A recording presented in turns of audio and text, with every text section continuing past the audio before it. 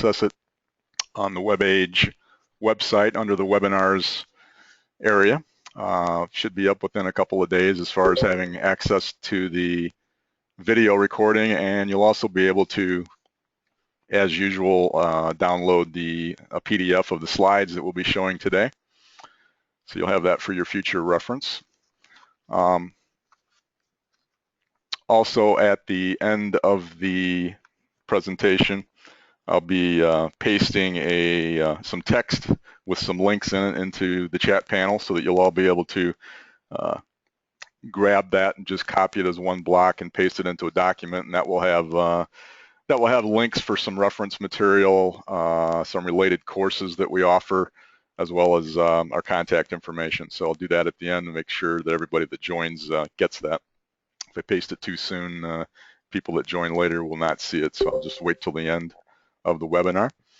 I assume most of you are familiar with the GoToWebinar layout, but just wanted to point out a few things that are important to your user experience. It's very easy to collapse and expand the panel. You see at the top here a little button that will get rid of the panel. The main viewing panel that you see that shows the actual slide content, you can resize that around your screen, drag it, and it will resize accordingly. If you would like to adjust the zoom level different than the default, just use that drop-down zoom dialog at the top of the viewer panel, and you'll be able to zoom in at any time or resize as you like. If you leave it set to automatic, you'll just be able to get you'll get the size of whatever you resize the panel to. I'd like to encourage everyone to use the question feature. Just type in your question as we go along. If you have any, I'll try to address them as they come up, but we'll certainly make time at the end to address anything that I wasn't able to get to. So I'd encourage any questions or comments that you might have along the way. Okay, we'll go ahead and move forward. Our topic today is reference architecture. Very important topic, very fundamental to the success of most architecture projects. And I think you'll see as we go along, I'm sure you've all experienced the use of reference architectures in one form or another. And the form that they take varies dramatically depending on the type of domain that you're addressing and the type of organization that you're in, whether it's large or small, and the degree of formality that's required to communicate reference architecture. We'll talk about that. Just as a brief introduction here, again, my name is Doug Rinker. I'm an instructor and custom content developer for WebAge. Most of the courses I teach are in the arena of enterprise architecture, solution architecture, and particularly the TOGAF framework, which is one of our leading frameworks that the world is using these days at the enterprise architecture level for defining broad cross-discipline, cross-organization architectural definitions. I mentioned Christine Thompson because she's been instrumental in putting material together for not only this presentation, but other presentations in the WebAge architecture series. And for those of you that are new to the webinar series, just a reminder that WebAge is does offer a very complete set of architectural courses at all levels. Short format with 1 or 2 day introductory style classes, all the way up to 4-day practitioner level classes. And we cover the worlds of enterprise architecture. And along with that, there are separate courses that focus specifically on the TOGAF framework and preparing people for certification in TOGAF if they're interested, which also can be a fundamentals 2-day course or a full 4-day course. And then lower level architectural courses, also 4 days or shorter in length for solution architecture and software architecture, specializing in different areas such as SOA and cloud and big data and those types of topics. So you can just go to webagesolutions.com and find additional information on the courses that are available. So just a quick overview of what we're going to be looking at today. We'll take a look at just the standard definitions, the most common definitions of reference architecture, why we have them, the basic purpose.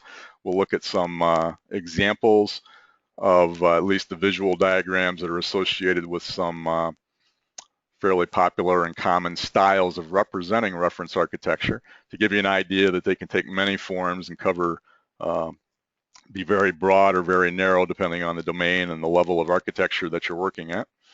And we'll take a look at the fundamental elements that make up a reference architecture. A lot of people associate reference architecture with just models, but we'll see that they're actually, they include models, but a complete reference architecture definition has a lot more information in it than just the models themselves.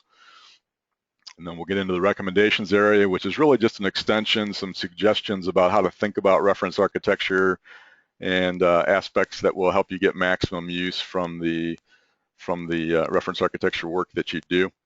And then just a recap of our course offerings that elaborate on architectural aspects that include reference architecture.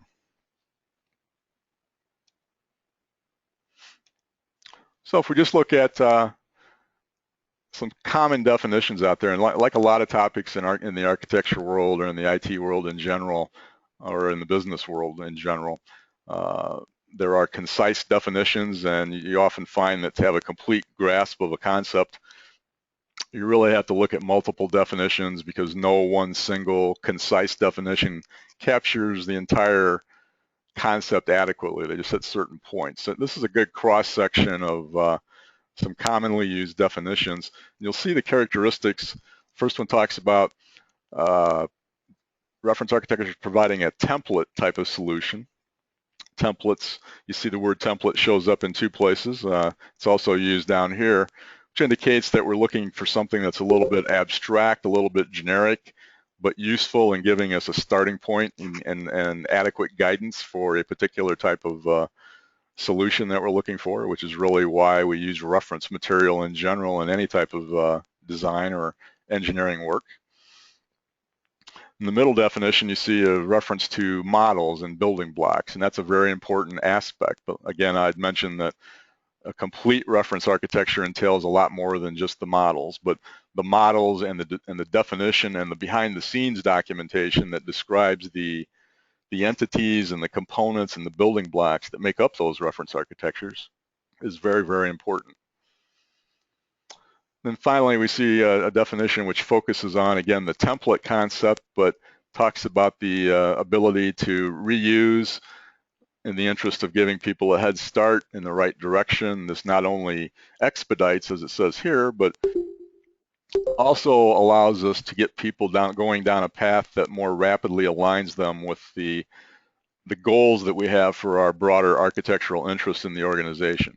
So it's not only a jumpstart capability, but it's an alignment capability to make sure solutions that are developed are going to integrate properly and the right types of standards are being used. It's a way of imposing a well thought out set of guidance and at the same time constraints on new development work so that we get the results that we're looking for as an organization.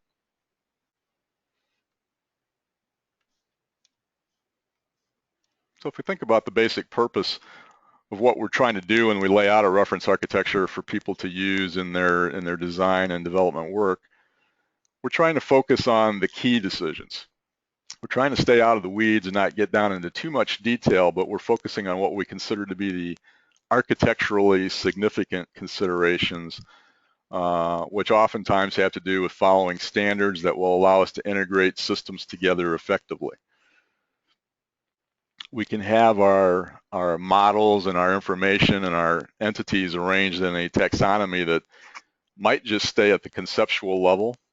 It might be all the way down at the physical implementation detail level, or kind of in the middle as what we think of as a logical view that expresses the main components, but in a way that doesn't get caught up in technology or implementation detail.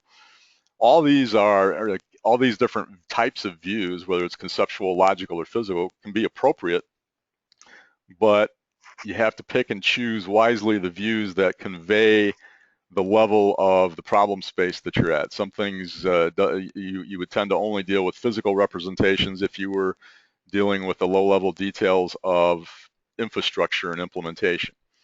So many of the examples we'll look at are completely devoid of any physical views, because that's not the level that we're communicating at.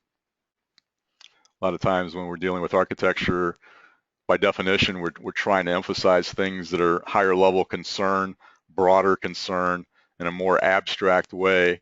And oftentimes, again, unless we're targeting an infrastructure platform strategy as part of our architecture work, we tend to keep our discussions up above the level of technology and technology detail.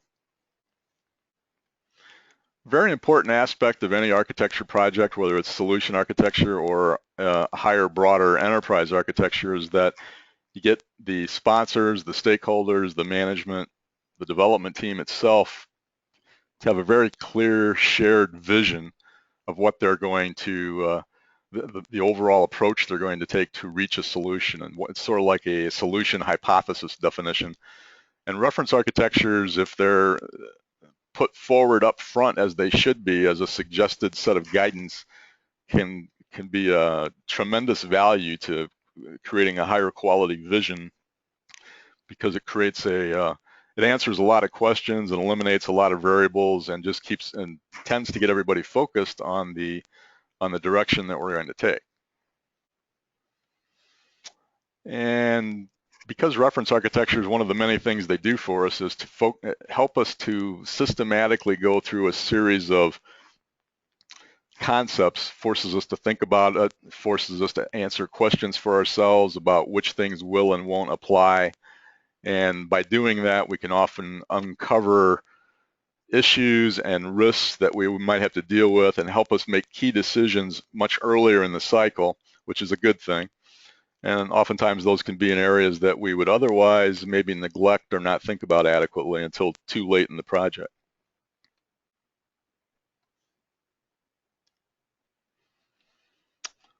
So we talk about scope and context. The range of subject matter area that reference architectures cover can vary dramatically.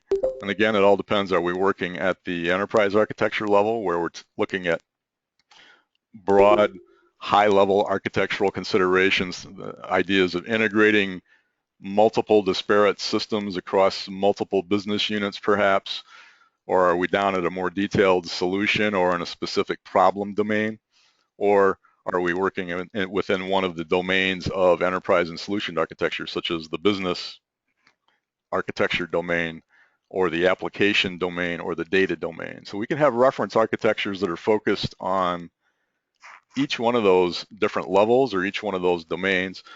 And many reference architectures are put forward in a layered approach that actually spans multiple domains. And we'll see some examples of that. Ideally, you should have reference architecture available for all levels that you're going to be working at. But of course, you don't always have the luxury of having a fully developed reference architecture at every level or in every domain. So it's really important to at least have, or make an attempt to have a high quality reference architecture established for the level that is most strategically important for the type of project that you're working on.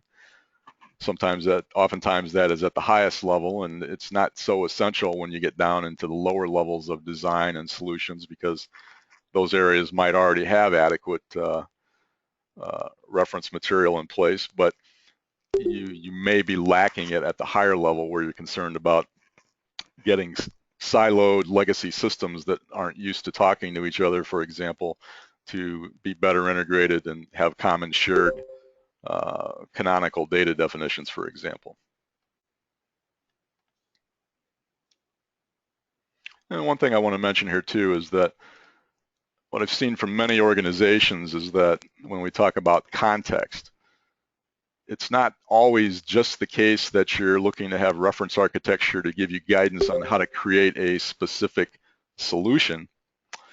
Sometimes, for example, the enterprise architecture discipline within a large organization, their main activity might be to define a roadmap of, here's the technology infrastructure we're trying to put in place at all the different levels of the stack, and all the way from technology, a low-level information service technology stack, up to the middleware level, up to the business application level, up to the user presentation level. And they may have established a set of preferred technologies that they're trying to standardize on across the entire organization at all those different levels. So they might put together a reference architecture that describes generically what all those levels are intending to do for all future projects, for all future solutions, or at least the vast majority of them. So that reference architecture becomes useful then for all upcoming business solution projects to use as a reference, because the expectation is that as you deploy new business solutions, we want you to design in the hooks and use the standards and use the interfaces and use the types of technologies that will allow you to integrate in with this broader enterprise-wide set of architectural technologies and standards that we've agreed on. So sometimes it's a backdrop of surrounding architecture that's already been established and defined as a future goal, and by using that it allow you to steer your project work so that all new deployments will fit into that as easily as possible. And by defining the reference architecture in those terms, gives everybody the guidance and the insight that they need to make that happen in the least painful way. So here's an example. Let me just zoom a little bit. This is an example of an organization saying, you know, for our new enterprise level architecture, over the last few years, we've been transitioning into a new set of concerns because of the influence of the cloud, the influence of big data, the influence of mobile concerns. And so we're looking at a focus here that's very high level, focusing on the things that are addressing the fact that we have many disparate and new types of data to work with. We have a need to virtualize that data. So if we look at the bottom and start from the bottom up, we see that we've got 3 different categories of data. Traditional structured data that we've been always using since the beginning of time. We're using the concept of relational databases. To the other end of the spectrum, where we've got very, very high volumes of data that don't lend themselves to structured relational treatment. So that would be in the category of big data, where we might use technologies like NoSQL. And then we have a wide variety of just generally unstructured data, such as media, engineering drawings, wide variety of different types of documents, where we need to be able to address you know, the ability to have automatic analysis of that material, to attach tags and categorize things using a context-aware technology, analysis technology. We need to bring all that, because we have all these new disparate sources of data that all are required in various ways as we look across our set of business applications.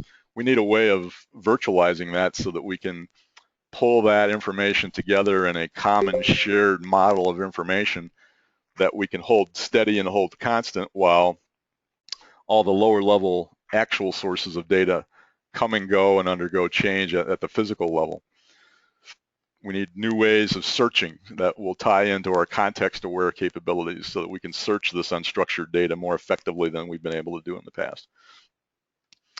So the bottom few layers here are all dealing with information and data and bringing that together in a common shared format that our applications can draw upon in the future. And then we get into the application layer itself, where we've got our legacy packaged applications such as ERP systems, our legacy customized applications, and then more recently, maybe we've been moving into the cloud for certain applications that lend themselves to the cloud. So, software as a service, possibly for our customer relations management or any number of different types of business applications that are available out there. So we probably have a mix of things that we need to keep in-house for technology or security reasons, other areas that we need the scalability and flexibility and cost effectiveness of being able to get the solution from the cloud. So we need the ability to do intelligent integration, to be able to automatically decide when we cross the line between our internal operations and our cloud operations, and coordinate that interaction and communication between those applications. Then we finally move up to the platform layer, where again we have some things that might lend themselves to what's being offered these days as platform as a service through the cloud. But then all the other types of platforms that we might have had, the traditional platforms we might have had for development and deployment of in-house applications that we've developed for ourselves. But probably in more recent years, we've had to put additional focus on mobile enterprise applications, where we've had to deal with designing and deploying applications that are unique to the native characteristics of various types of mobile devices, for example. And then the mashup concept of being able to bring together, we have all these different disparate sources of information that come from the lower levels. How do we efficiently design a presentation layer to make that stuff visually available to our users through the applications? So might need more specialization and more capability in that area through a platform concept. And then finally, our user access. How does the world get to our business capabilities? In the past, maybe we had basic web capabilities. Now we're getting into more sophisticated mobile channels, more sophisticated specialized portals, and et cetera. So this is an example behind each one of these entities, as is true for all the reference architectures. This is an example of keeping things at a very high level and knowing that in addition to this very simple diagram, behind the scenes there is a detailed description of each of these blocks, discussing what types of things we are putting in place or have in place, what types of technologies we're using, what types of standards and policies are we enforcing. So this can give an organization the opportunity to stop and think. Maybe an organization has the goal to address most of these issues.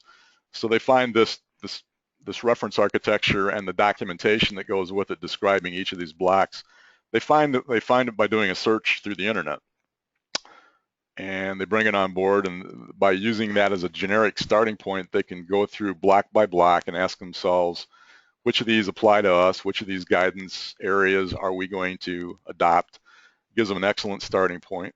And they can tailor it and modify it to create their own version of this that's more suited to their internal characteristics. But the basic idea is to get at the enterprise architecture level, in this case, people focused on the primary areas of architectural influence that are going to support our future business needs. And obviously, there's a lot of lower level infrastructure detail that isn't even mentioned on this diagram, and that's intentional because we're focusing on these strategic aspects. So our next example is going from the enterprise level. So imagine that you're focusing on one or both of the cloud options here. Possibly, we do need one or more platform as a service solutions from the cloud, from a cloud provider, or perhaps just one or more software solutions. And we're looking for something a little deeper that it's a little more solution architecture oriented that will allow us to work through that. So here's an example that's more focused on the relationship between our organization as a cloud consumer and the cloud provider. And you notice the way this reference model is constructed. And again, just like the prior one, we see that there's a lot of simple entities represented here. The idea of this visual, like with all reference architectures, it's nice to have a set of diagrams, at least one, that give a high-level visual, at a glance orientation as to the types of architectural elements we're talking about, knowing that behind the scenes there's documentation that explains the details of what's behind each of these blocks and how they relate to each other and the types of services and standards and policies that go with those things, all aimed at giving you guidance or at least begging the question that you should answer for your organization as to which of those things you need and which of those things you don't need for the sake of complete analysis. So in this particular approach, you notice that there's 5 different major actors called out: the cloud consumer, cloud provider, the cloud broker, which is an optional entity if you decide that you need services from multiple cloud providers and managing that interrelationship is too complex, you might elect to use a cloud broker to manage and act as an intermediary to aggregate those services, or to provide an arbitrage function if you're trying to select the best service for any given piece of data or any given situation where the provider that you go to might vary depending on some business rules and that sort of thing. Then we have the cloud auditor, which is oftentimes useful for people to gain the confidence not only within their own internal organization but with their client base, and maybe there's regulatory issues they have to comply with.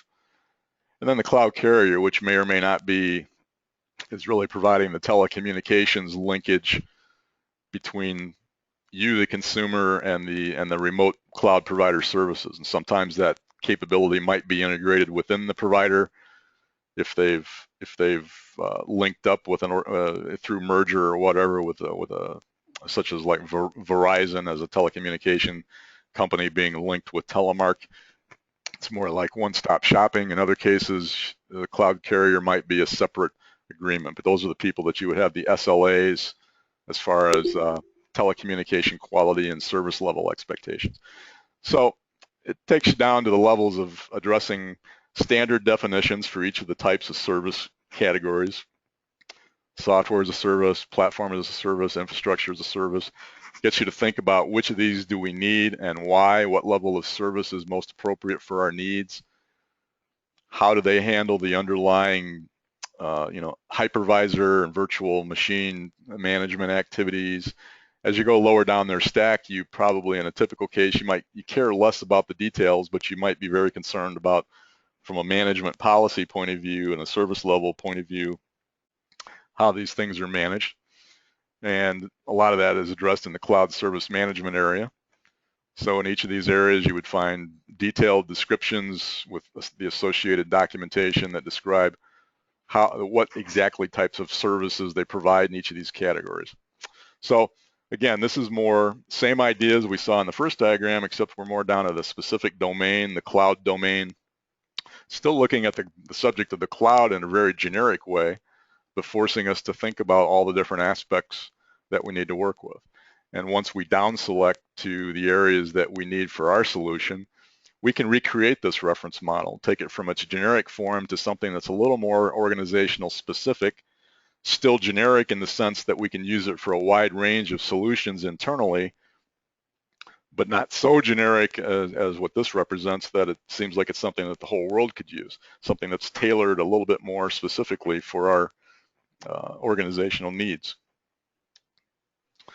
And our third example is going down to a specific domain. So if we look at the last chart, or if we go back to the enterprise level chart, we had this concept here that was important at an enterprise level that we called data virtualization, which many of you have probably had some exposure to.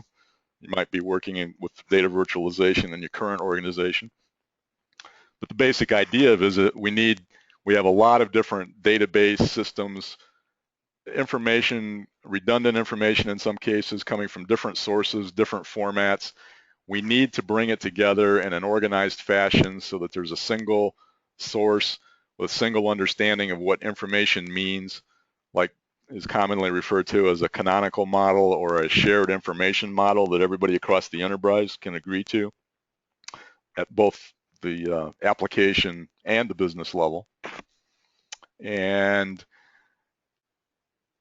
we might say, well, it's not, we got the concept. We're trying to make this shared information model available to our applications so that we're abstracting away all the low-level differences of all these different disparate database systems to make it easier and quicker to design high-quality applications in the future that are based on a shared information definition. But how exactly do we go about doing that? So our third example is saying, well, let's dive down into the data domain and look at the data concerns specifically.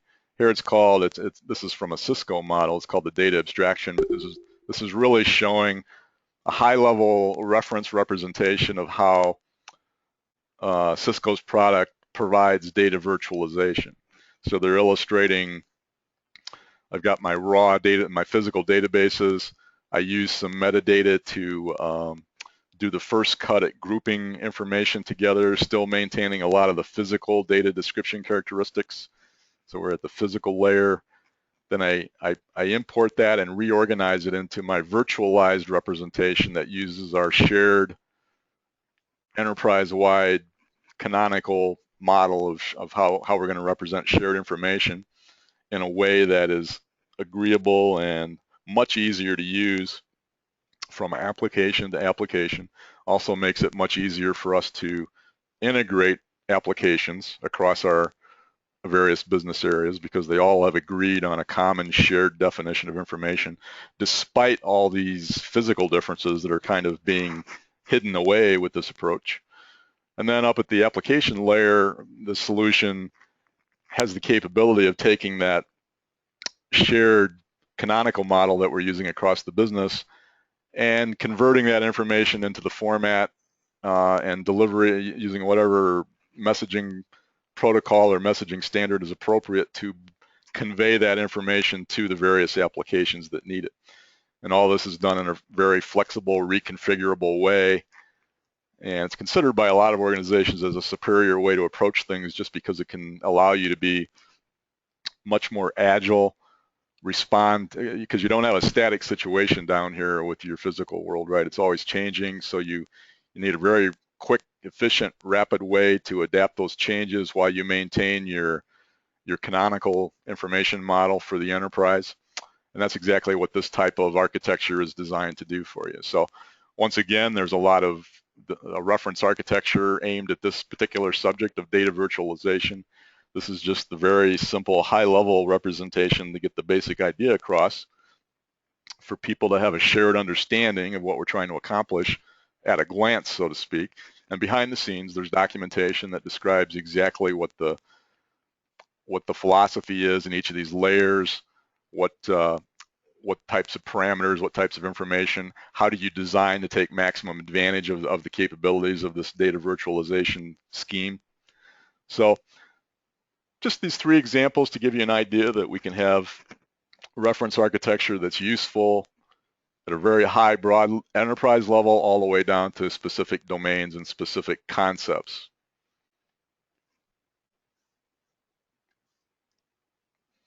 So if we take a closer look, so what we're really going to do here is explore what's considered to be, you know, a best practice definition of what good reference architecture should contain.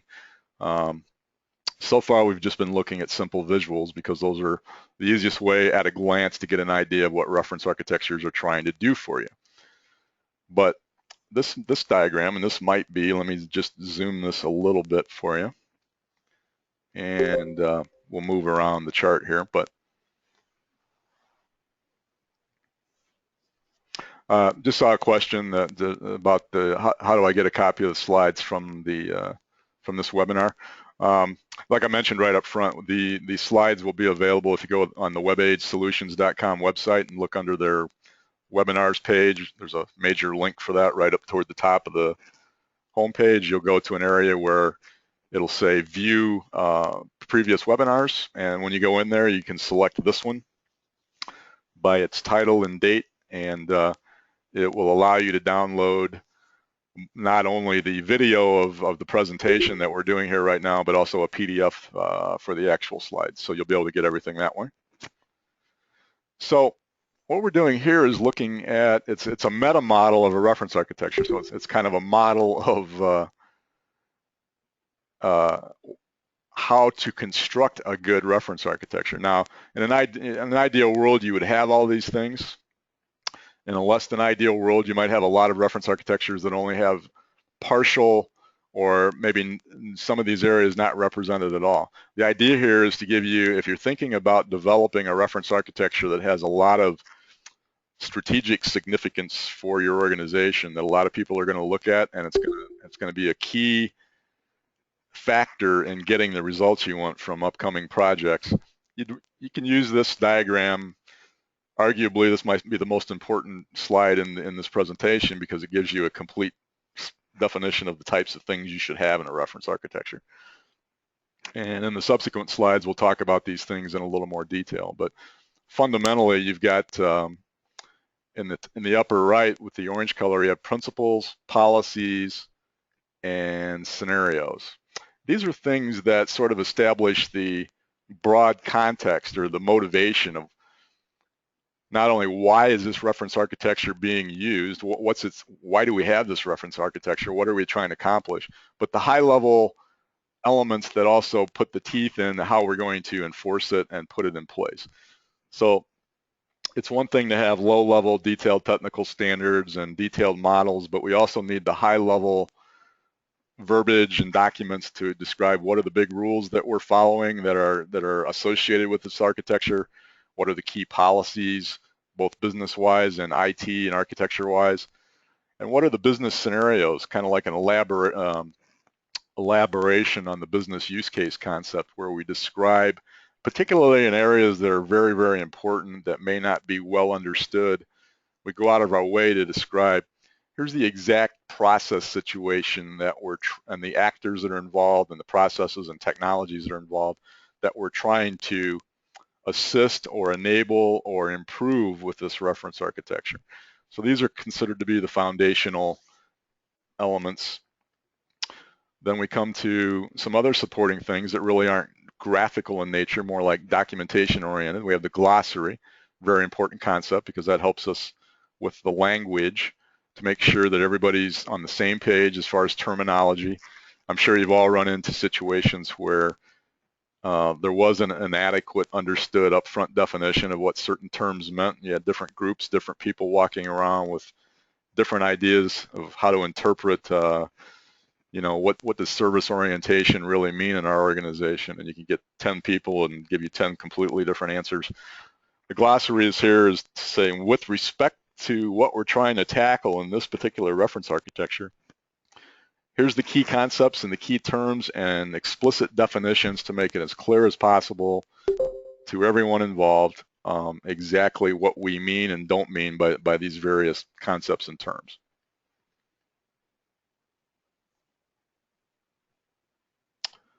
Under the category of practices, it really comes down to some are formalized and have strict compliance requirements associated with them. We'd consider those to be our standards, and standards can be business architecture level standards, they can be data standards, application standards, technology, infrastructure standards, standards for any type of domain. And a lot of times our standards, sometimes they just come from industry because we're trying to be industry compliant and with our open architectures. But other times we might have more homegrown standards that have grown out of what used to be just considered best practice. And we thought, we've seen this work so successfully enough times that we're going to take it out of the best practice category and put it into the standards category to sort of institutionalize it, to make it a requirement to use this particular best practice. And for things that haven't risen to that level but are still very important that we want people to understand as far as guidance and things that we've found to work very well in the past, we go ahead and document those things in our best practice category. Because after all, a lot of what we're trying to do in many cases when we use reference architecture is to take what the enabling concepts that have been very, very useful to us in the past that we've got a good track record with, and through the use of a reference architecture, try to institutionalize those things by building all that guidance information into the reference architecture itself. Keeps us from reinventing the wheel. It allows us to always have our best foot forward on a new project because we can feel confident that the reference architecture is going to include everything we've learned that we would want to continue to do and build on from past projects, and or it may have come from maybe we don't have that much direct experience internally, but maybe that guidance and best practice came from external resources, consultants that we've used, or technology that's proven to be very effective in the industry in general, or at least people in our line of business, and we want to tap into that. So we've gotten a little bit of exposure to it through some prototyping, perhaps. We still want to. Reference architecture is not just about what's worked well for us in the past internally. There's a lot of that, but it also has to point us toward the future. So when we're pointing toward future things, by definition, sometimes we don't have a tremendous amount of internal experience with those concepts. So we need to rely on other techniques to give us the confidence level we need. But in either case, the idea is to convey the best possible guidance to get people off on the right foot. Then we come to our lower right section here, the category of reference models, which is what most people associate with reference architecture. They think automatically, oh, okay, it's just a model with some components and that's about it. But the main point of this slide is there's a lot more than that. But the reference model is very important because that's a lot of times the first vehicle that people will look at to get a basic understanding of what we're trying to do. It's the most commonly used vehicle for communication, so it's very important in that regard. So when we look at reference models, they're basically like any type of system definition that's showing us a set of components, which oftentimes we might refer to as building blocks. These might be high-level abstract logical components, or they might be low-level detailed physical components, depending on what level we are trying to describe with this particular reference architecture.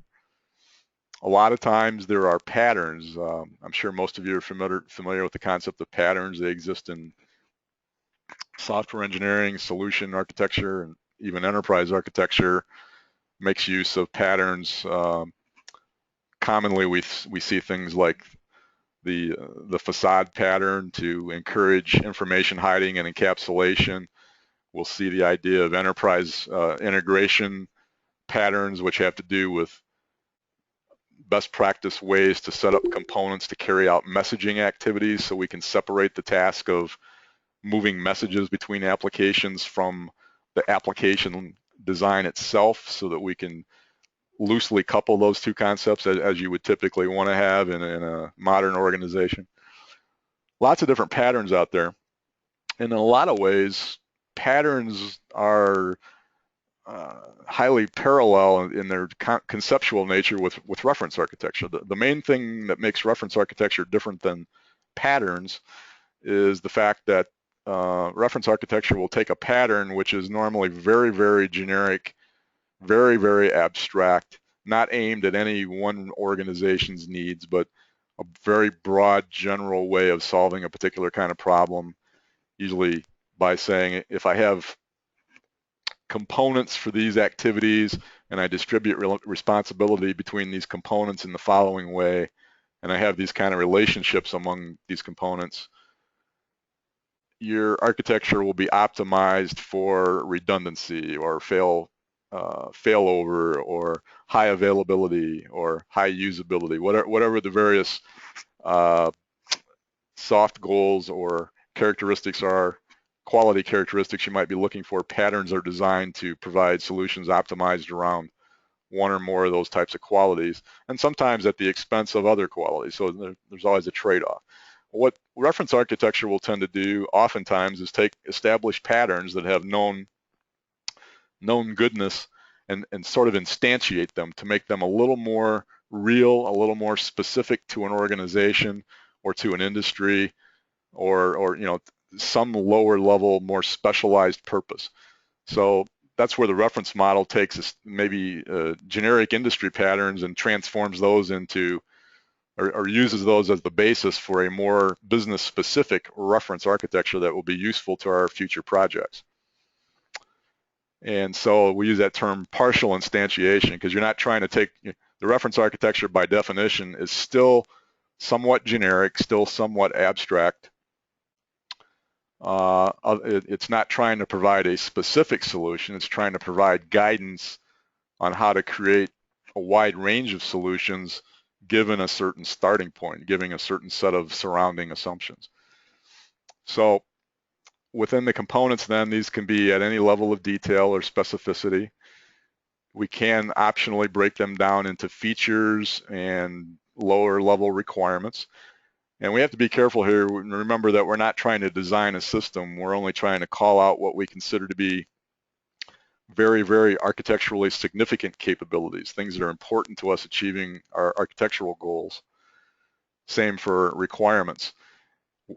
Where you do have architecturally significant requirements, though, it's important to document them as part of the reference architecture, because requirements, when you think about it, are the one thing that can tie us in or anchor us with the actual solution development, the actual solution design, the actual models that are created for a specific solution.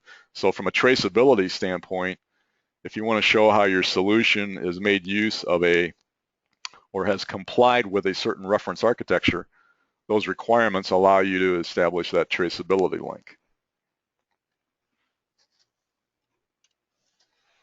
So the following slides I'm going to go through fairly quickly, because we've sort of talked about it's just some words to emphasize that I find it's more useful to discuss those ideas while we're looking at the diagram, because it sort of shows how everything fits together, as opposed to looking at a lot of words. As a question came in, should principles under reference architecture include all the domains, for example, business, data, application, and technology? The answer to that is it really just depends. The principles should match the scope of the reference architecture.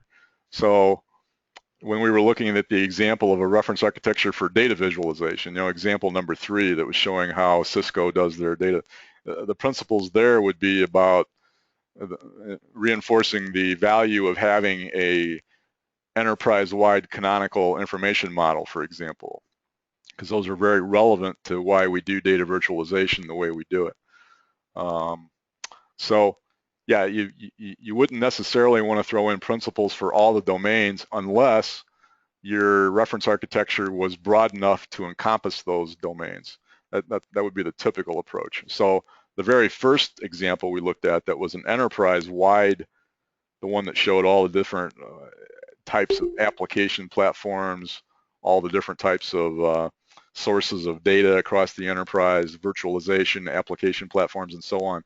In that case, it would probably be appropriate to have principles that are at all the different levels of business, data, application, and technology, because to some degree they would apply.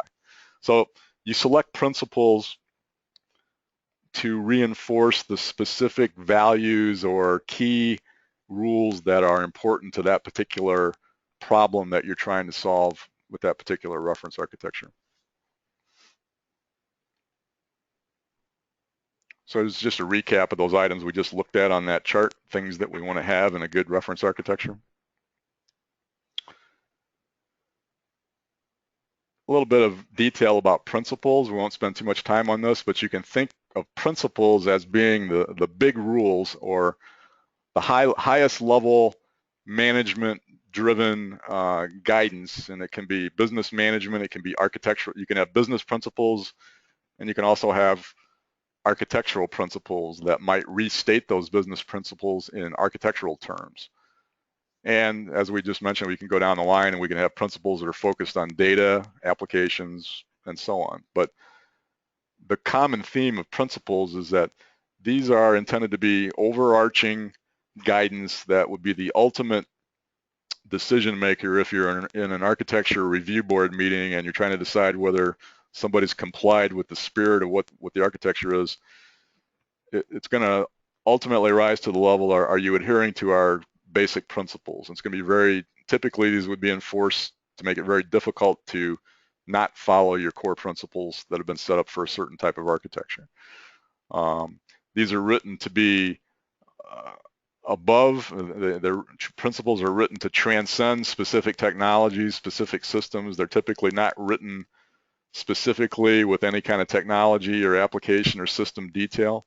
They are not requirements. They are not written with, typically with quantitative, measurable goals, and they're not written against specific systems again. So they're high level. So you can't design a system off of them, but they express the values. So when you're trying to make decisions and you're having trade-off analysis discussions about which way should we take this design, the whole idea of having principles is to help people make better decisions so that what they end up with is more closely aligned with the high-level principles that the organization wants to have. And it's important to have a balanced set, because we've all seen what happens if a manager comes out and says, this is our one principle. We must we must comply with this accessibility principle that above all else, nothing else matters. Or at least that's the implication. Well, everybody then games the system. They optimize for that one thing at the expense of too many other things. So you really need to have a balanced set of principles. You select your principles based on the challenges you know you're going to face, and sometimes even the culture of the organization. If you know that you're in an organization with a bunch of silos of people that aren't used to working together, and you're trying to introduce the idea of coordinated, integrated data sharing between systems that normally have not had to work together in the past, and you know it's going to be an uphill battle to convince these people that they should find a way to share their data, you might go out of your way to create some principles that address the value of data sharing, for example, or treating data as an asset. So you have to be very smart as a leadership and management team about how you pick your principles. They are very important in terms of conveying what's important to the organization at a very high level. And as technology changes and as applications come and go and as business processes change, these high-level principles will tend to remain the same for long periods of time. So they're really a statement of what do we value as far as our overall approaches going years into the future.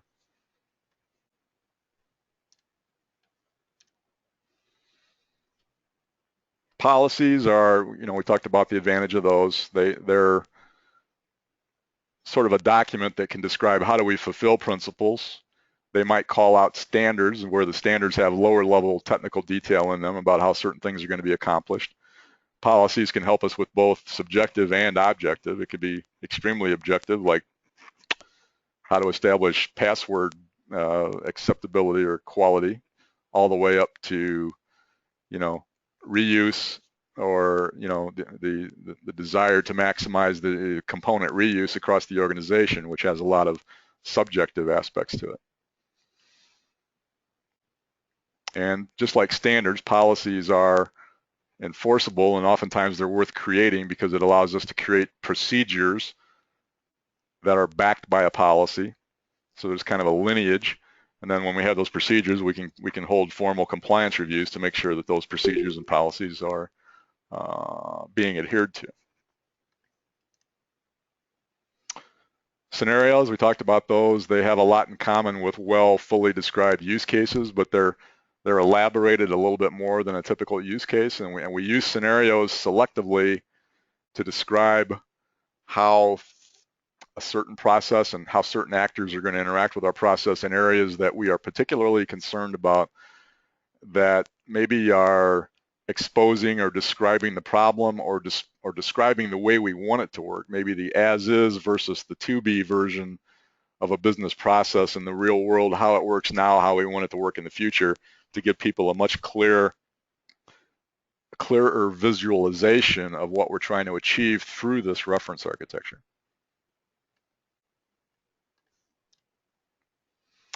Here's the glossary, and we talked about most of these points. Just very important to have all of our terms and concepts, because it can be very damaging if we don't have people having a shared common understanding of what our key terms mean. They may look at the reference model and say, yeah, I understand these concepts, and then walk off and do something that was completely undesired because they didn't really understand what the concept or term was all about. So the glossary is our first line of defense of providing a consistent definition for everybody. And for people that are coming on board, we always have a wide variety of different stakeholders we're trying to work with. It's good to have a way for them to onboard new people to the team, to onboard stakeholders, anything that, to whatever extent a glossary can contribute to a higher quality understanding of the overall reference architecture. Standards, just much like policies, except lower level and more objective in their nature. Very, very good way to capture and institutionalize our best practices, and a very good way to enhance the way we do governance. Because if we have standards, it makes it easier for us to say, here are the standards that apply to you. We expect you to comply, and we're gonna do compliance reviews to make sure that you do comply. Guidelines and best practices, as I mentioned earlier, oftentimes if those are really, really good best practices, we might make standards out of them. But even if we don't, they're still very important to giving practical guidance. A lot of times the idea of showing a sample or an example as part of the reference architecture information to show how this reference architecture was used on a prior project to solve a particular problem, even though that's not the exact problem we're trying to solve. By expressing that as an example, it gives people that much better idea of how to use the reference architecture effectively for their upcoming project work. And we have the idea of building blocks, which really comes into play when we have within the reference model. So the reference model is where we show the visual idea. And the reason we have visual models that use building block symbols is to capture those basic ideas in a very easy to grasp way. Gives us a very high level bird's eye view at a glance. It's focused on the key concepts. There's a lot of things a simple diagram doesn't explain to you, obviously, and that's why once you understand the general nature of what the diagram is trying to show, what the model and the blocks are trying to show you, you go behind the scenes, and there would typically be good quality documentation explaining the specifics of what a building block represents, what it brings to the table, what standards it's following, what technology is being used, and so on. Whatever is appropriate for that level of abstraction. And it's important that by having the diagram is really your first step of creating a taxonomy. We're going to run a little bit long here today because we have about 30 slides, and I'm going to go quickly through the remainder. So we might run about 10 minutes long here. If anybody has to run, please keep in mind that you can download the recording and the slides within the next day or two by going to the website. A nice thing about managing complexity is that the building blocks that show up on the diagram are our first cut at breaking down the overall issue we're trying to solve into components that we can separately manage. So it takes the problem space and breaks it down into smaller entities that are easier to manage, showing how they relate to each other and how they're different from each other. So not only helps us with understanding, but it allows us to take one block at a time, understand one block at a time, and it just makes the whole concept more manageable.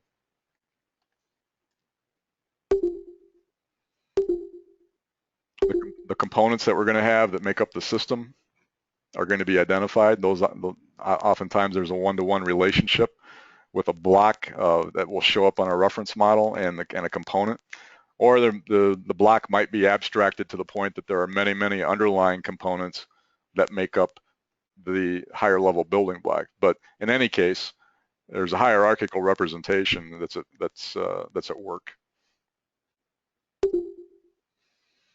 And by going through block by block, sort of like we alluded to with some of the earlier examples, forces us to think about, do we want to use this? Is this important to us? Or can we set this block aside because it really doesn't apply to our situation? And by doing that, it gives you a more systematic, more complete way of thinking through how you're going to solve the problem, making sure you don't ignore important things. And where you do decide to take one path versus another, or not use something and replace it with something different, gives you an opportunity to record that and document the reasoning and the trade-off determinations that were used. This is an example of the open group just leading to how building blocks can be used. The first chart here is more of not so much a reference model as it is a relationship of management frameworks. It is useful reference in terms of how you would have your management frameworks working together. So in the middle here, in the light blue area, we see what would typically be the enterprise architecture activity, developing EA definitions at the strategic level, sort of overarching the company or the enterprise. The segment level, which is one particular business area. Capabilities are specific solutions within those business areas. And then for each of those, there would be you would be making use of existing services and resources, and also adding new services and resources. Over in my solution development space or my solution architecture space, there'd be various tools at work that would allow me to create now, because this is a cloud-focused reference model is what they call the, as you can see at the bottom, the cloud ecosystem reference model that the Open Group publishes. And you can Google that and read a lot of detail about this entire reference model. It's very complete. But since we're cloud focused, we're again looking at solutions that are either infrastructure related, platform related, or business software as a solution oriented.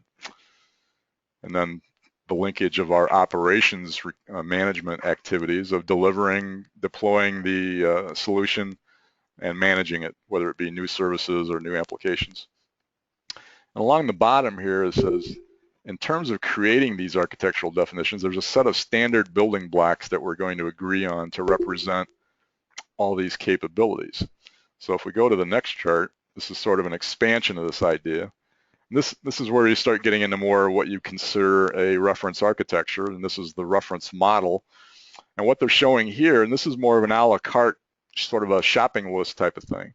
It sort of combines the idea that you have a model here showing who the actors are. If you recall back to the earlier example where we showed the cloud infrastructure, the cloud consumer, the cloud provider, and the types of things that they do.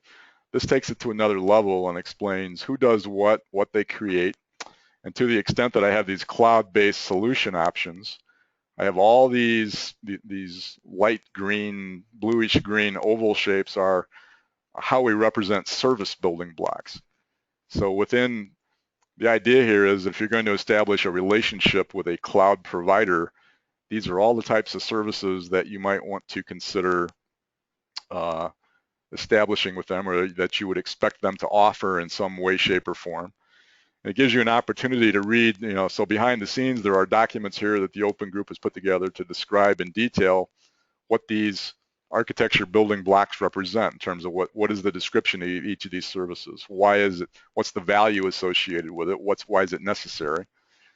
And these are just considered to be the standard best practice items that would be available in any high quality cloud-based solution. So you can use this as a starting point to put your own version of this together. And by having this sort of shopping list approach, you can go through these one by one, educate yourself as to what they represent, and then ask yourself, will this or should this apply to our solution? And if so, we can keep it in and make sure that we get things put in place to address those concerns. So it's just another way of representing reference architecture as a way to provide guidance for putting cloud-based solutions together. And this is just showing how narrowly focused at the solution level a building block-oriented reference architecture can be. This particular one is Microsoft's lending message bus, which is really just showing how in mortgage lending there is a standard messaging scheme called MISMO, and it's useful for organizations that might have had all these different types of inputs, like maybe certain types of XML, maybe certain types of lending institutions are sending in files with their own unique format, like the Fannie Mae files. You used to have hard-coded processing to convert all these into internally useful things. What this reference model is all about is using a specific building block that's capable of transforming these various inputs and these variations in different types of formats into a single output standard that can then be used by anyone, because it's a defined standard that everybody's agreed to for this type of loan processing. So the building block definition of what the MISMO accelerator does is obviously a key aspect of this particular reference architecture.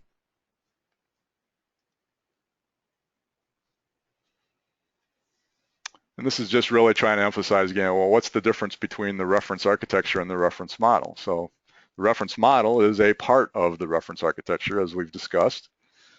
The overall reference architecture includes the models and the patterns that it's based on, but it also includes all that other type of documentation that we talked about, the standards, the best practices, the guidelines, the policies, the principles.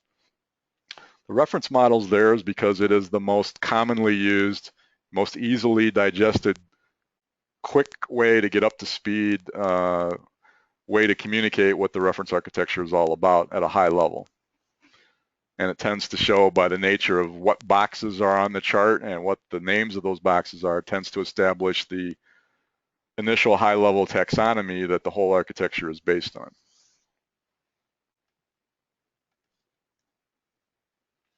There's some recommendations to sort of additional thoughts about how to make best use of reference architecture. And I sort of alluded to this first point earlier. You can think of it as a partially instantiated pattern where you've taken good pattern concepts and added some specialized detail to make them more relevant to the needs of your organization. In most cases, you'd like to know that what you're recommending in your reference architecture is proven, either internally, ideally, or by through prototyping experiments that you've done, or through expert industry consultation that you've sought out.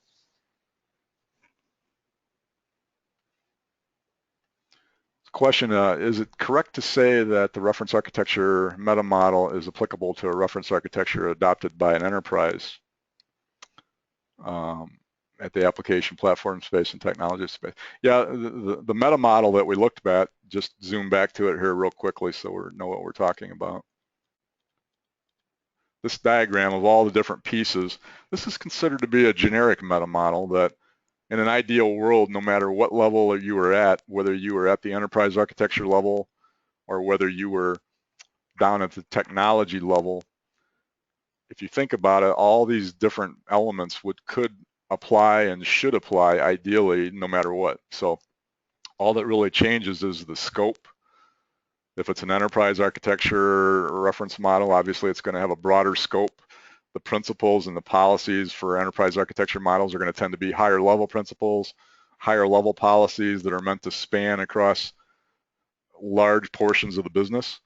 Whereas if you were creating a reference architecture for like an application, IT services that are made available through an API to serve as an application platform, let's say, you would still have most of these same things would come into play. You'd still have terms to define, you'd still have best practices, you'd still have standards, you'd still have principles. They're just at a lower level of detail and they're focused on that particular type of domain. So I guess if I understood the question correctly, this is considered to be a generically a good, useful model for any type of reference architecture, regardless of the domain.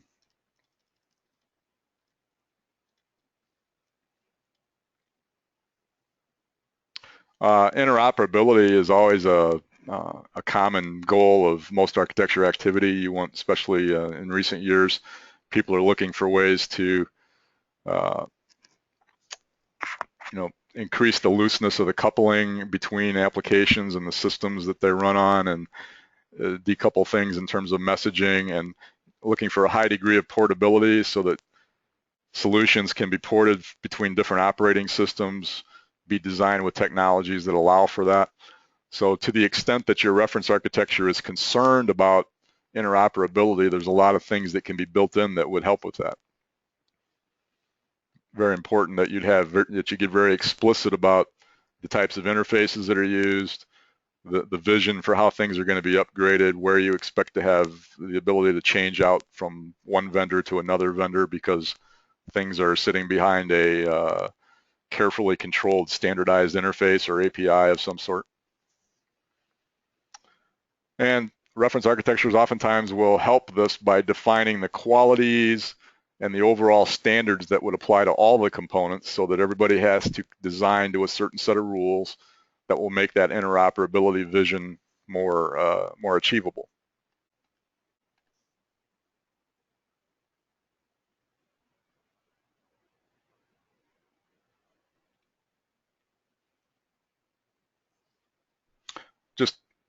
I was just looking at that last question again. Just one other thing I would add is that a lot of times reference architectures come into existence in a lot of different ways, and it's like all aspects of architecture.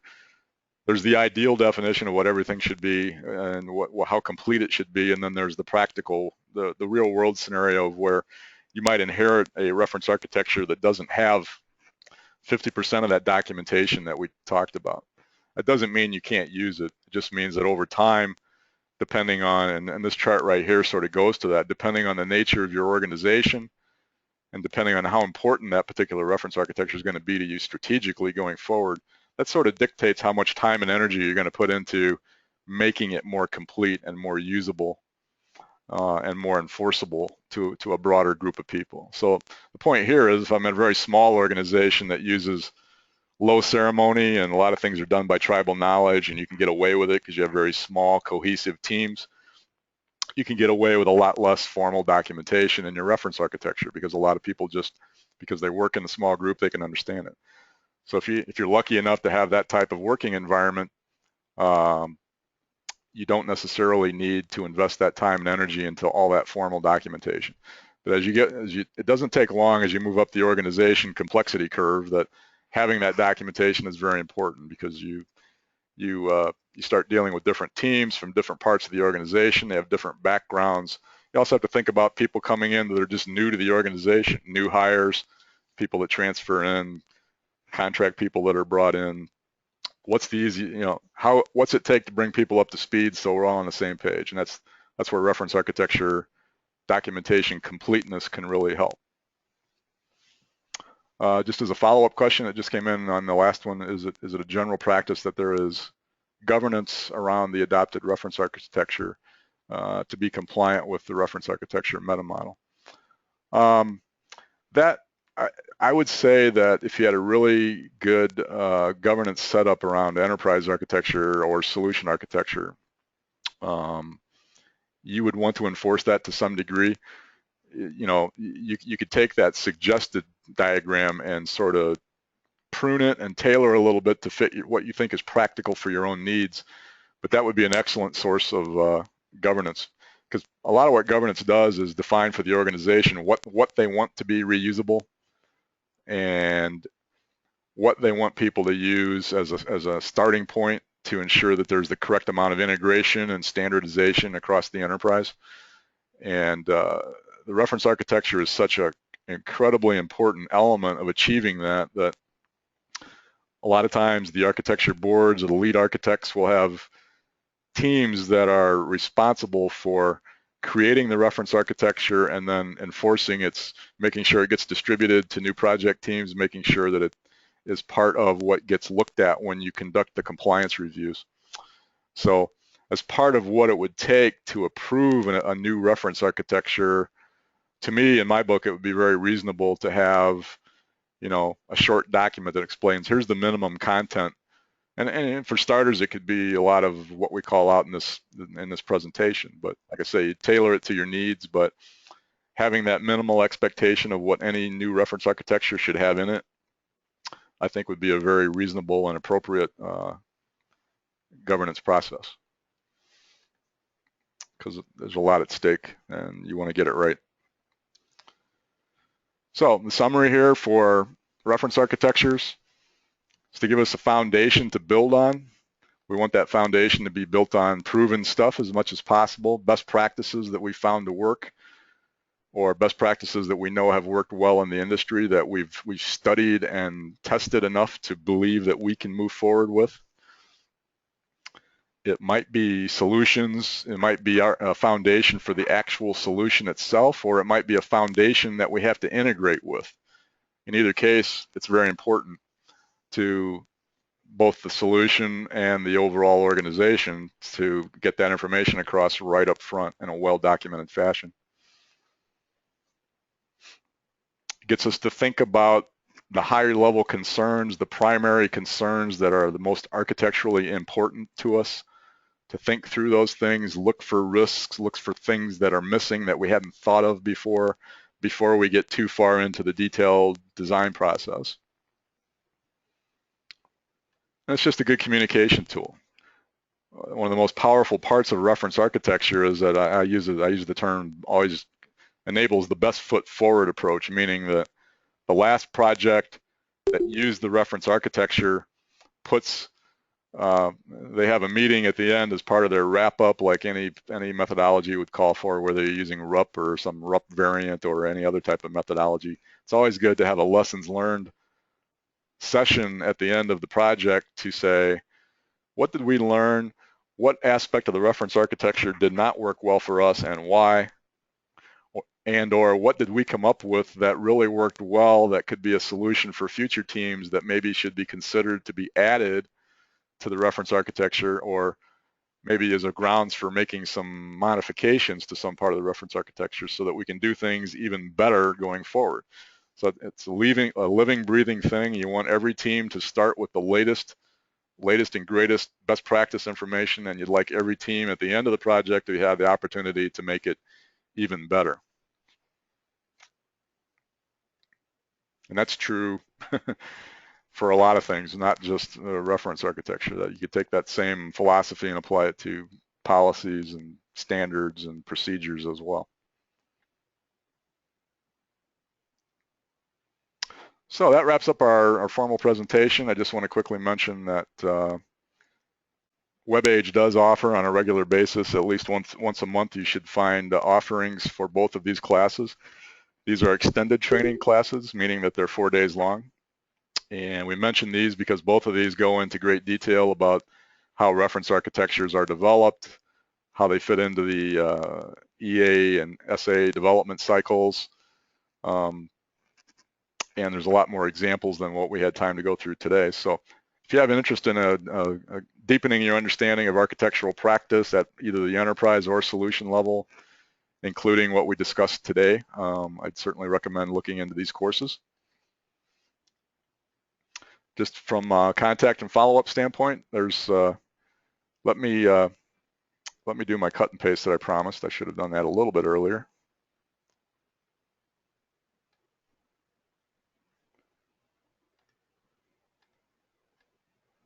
I'm going to take a set of text here and blast it out to you in the chat box. So you should have seen that come through. You can just grab that entire string of text and plop it into your favorite text or Word document. And you'll have some links that include what you see here. I want to mention that at the bottom of the page here, there's a couple of real good reference articles. They're somewhat dated, so you don't want to pay too much attention to the technology discussion, but you can certainly look at the process and the basic philosophy they follow in these two pieces of reference material here. One's from the developer works area of IBM, which we know has got a lot of good stuff in it, but this particular one is specifically aimed at an in-depth discussion of how to make reference architecture work effectively. And this one is very good as well. It reflects a lot of real-world input from a team of people that got together and talked about what reference architecture is for them, why we do it, what we include, how we make it work.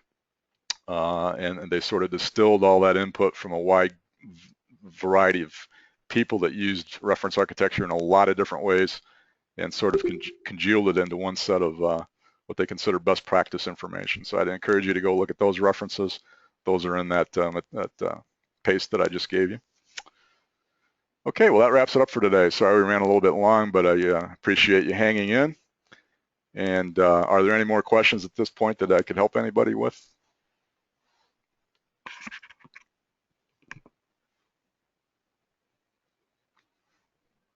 Don't see anything coming in, but so thank you very much for your attendance, and look forward to having you back for our future presentation. You should all be on the email distribution, so you'll automatically be notified for our next topic. I don't, off the top of my head, I haven't heard what the next topic is going to be yet. I don't know if that's been decided, but you should be expecting that there will be another webinar within the next 6 weeks or so, and you'll be getting an email within the next few weeks identifying that topic and giving you an opportunity to register for that. So thanks very much, and we look forward to seeing you in the future.